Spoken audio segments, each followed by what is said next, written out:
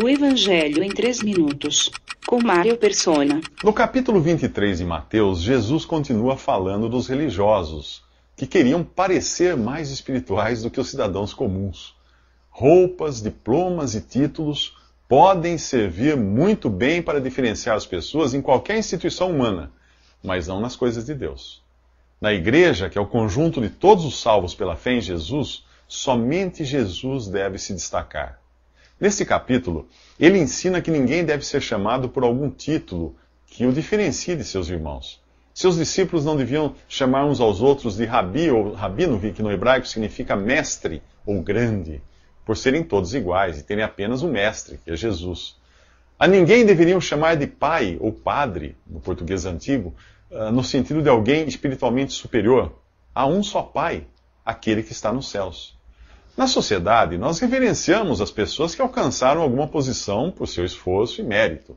Doutor, mestre, excelência, meritíssimo, etc. São títulos que concedem diferentes graus de reverência aos diferentes cargos e profissões de destaque. Na sociedade isso é correto, mas nas coisas de Deus não.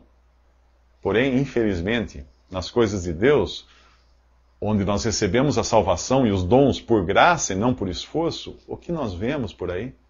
Homens recebendo títulos e reverência como se fossem superiores a seus irmãos.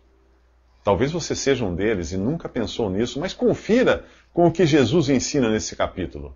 Será que depois de ler este capítulo, você se sentiria bem em ser chamado de doutor em divindade?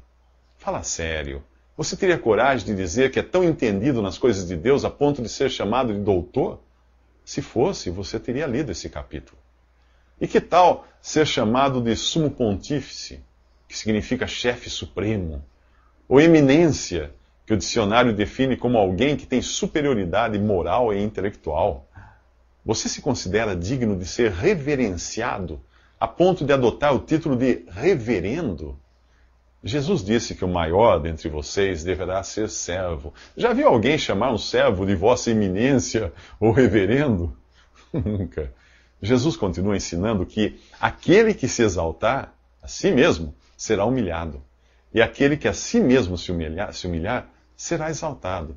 E segue descrevendo o que Deus pensa dos religiosos que se exaltam a si mesmos, que gostam de confete e de homenagens públicas e coisas desse tipo.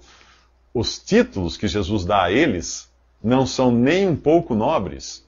Ele os chama, neste capítulo, de hipócritas, sepulcros caiados, guias cegos, e insensatos, entre outras coisas.